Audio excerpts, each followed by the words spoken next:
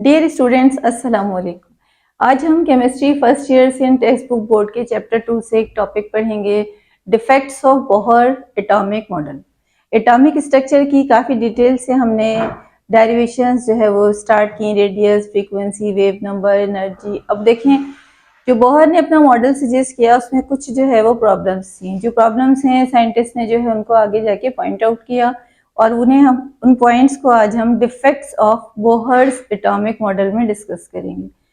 Point number 1, Bohr's atomic model is applicable to hydrogen and all those species which have single revolving electrons।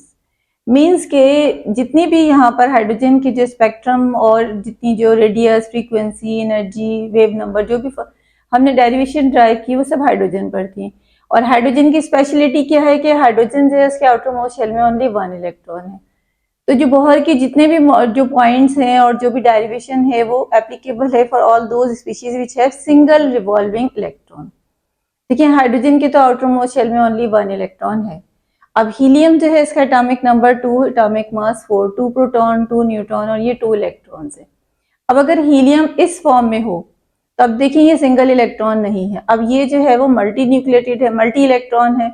Multi electron जो है वो इस पर applicable. अब देखिए, अब यहाँ से अगर हम एक इलेक्ट्रॉन रिमूव कर दें तो फिर ये जो है हीलियम +1 होगा, तो फिर ये एप्लीकेबल होगा बोहर्स एटॉमिक मॉडल के लिए। इसी तरह से लिथियम जो है इसका नंबर 3 और एटॉमिक मास 7, 3 प्रोटॉन, 4 न्यूट्रॉन। और देखिए फर्स्ट सर्किल में 2 इलेक्ट्रॉन्स होते हैं, नेक्स्ट सर्किल में जो है वो ओनली 1 इलेक्ट्रॉन है। तो ये जो है इसको जो है मल्टी इलेक्ट्रॉन सिस्टम है यहाँ पर, यानी मोर देन 1 इलेक्ट्रॉन है, तो इसको जो है बोहर मॉडल एक्सप्लेन नहीं कर रहा है। यानी अब इसमें से फॉर एग्जांपल हम ये 2 इलेक्ट्रॉन्स रिमूव करें तो यहाँ लिथियम +2 होगा और फिर इस पर जो है ये एप्लीकेबल होगा कि बोहर एटॉमिक मॉडल हम यहाँ पर अप्लाई कर सकते हैं। यानी से बिल्कुल सिंपल वर्ड्स में हम ये कह सकते हैं कि Bohr atomic model is applicable for all those species which have single revolving electron. यानी सिंगल रिवॉल्विंग इलेक्ट्रॉन यानी आप यहाँ से इलेक्ट्रॉन रिमूव करें, इसमें से 2, फर्दर अगर बेरिलियम पे आते हैं तो 3, और अगर ये ओरिजिनल फॉर्म में हो जैसे कि ये मल्टी इलेक्ट्रॉन सिस्टम है तो जो बोहर्स जो मॉडल है could not explain the spectra of multi electron system. Second objection जो है वो ये कि according to Bohr concept electron revolve around the nucleus in a circular orbit.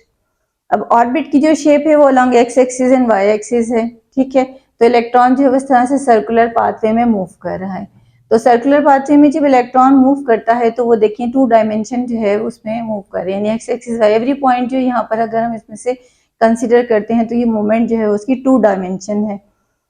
जबकि वेव नेचर जो इलेक्ट्रॉन की है और श्रोडिंगर वेव इक्वेशन से जो है ये बात फर्दर जो है डिस्कवरी के बाद प्रूफ है कि electron moves in 3D shape, 3 dimension, यानी along x axis, along y axis and along z axis. Number 3 के according to Bohr's concept electron is located at different distance. जैसे यहाँ पे देखिए मैंने शो किया है, ये न्यूक्लियस है, ये डिस्टेंस के बाद इसका फर्स्ट शेल है, सेकंड शेल है, इसी तरह से थर्ड, फोर्थ, फिर के, एल, एम, एन। तो ये लोकेशन जो है फ्रॉम द न्यूक्लियस जो है वो डेफिनेट है और इलेक्ट्रॉन एक डेफिनेट वेलोसिटी से मूव कर रहा है और उस वेलोसिटी की वैल्यू जो है वो हमने फाइंड भी की।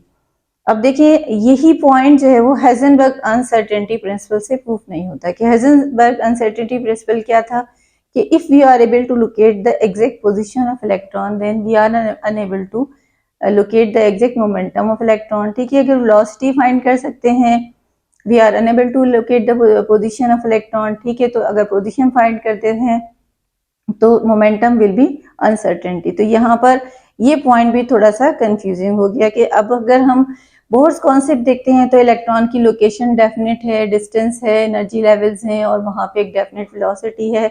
और हाइजेनबर्ग अनसर्टेनिटी के अकॉर्डिंग जो है वो वहाँ पर जो है वो पोजीशन और मोमेंटम जो है वो फिक्स नहीं है। अब देखें बोहर्स थ्योरी जो है वो explain only particle nature of electron. देखिए इस पॉइंट पर 100 ईयर्स जो है वो डिबेट चली है कि इलेक्ट्रॉन और जो इलेक्ट्रोमैग्नेटिक रेडिएशन से वेव्स हैं वो पार्टिकल हैं या वेव हैं। बहुत सारे एक्सपेरिमेंट्स जो है वो इलेक्ट्रॉन की पार्टिकल नेचर को प्रूव करते हैं और बहुत सारे एक्सपेरिमेंट्स जो है वो इलेक्ट्रॉन की वेव नेचर को एक्सप्लेन करते हैं। तो ये बोहर के जो पॉइंट्स हैं ये एक्सप्लेन करते हैं particle nature of electron, it did not explain the wave nature of electron. ठीक है, वेव नेचर ऑफ इलेक्ट्रॉन को जो है श्रोडिंगर वेव इक्वेशन से भी हमने जो है देखा, और डी ब्रोगली हाइपोथेसिस से भी ये बात जो है वो प्रूफ होती है। ठीक है, ये जो छोटा सा एक टॉपिक है, इसी में इसमें जो है इतने पॉइंट्स है, और जो आई होप कि आपको इसमें अब कंफ्यूजन नहीं होगी कोई भी, जो है आपने इसको अच्छे तरीके से जो है समझा होगा।